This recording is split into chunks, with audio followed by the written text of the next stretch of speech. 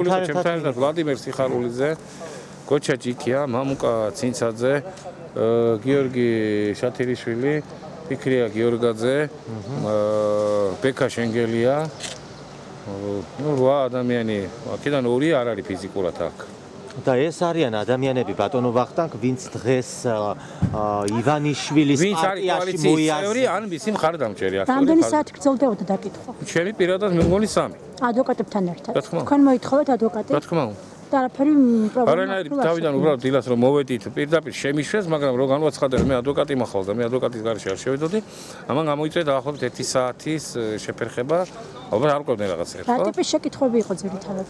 აი ძირითადად ყველაფერი ბრუნავდა ამის გარშემო, რომ რამდენად თანხები, როგორ მოგვივიდა რანაირად. აგროვებდით თუ არა ხელმოწერებს და ხო, მე ვაგროვებდით, თან დასამალი რა არის.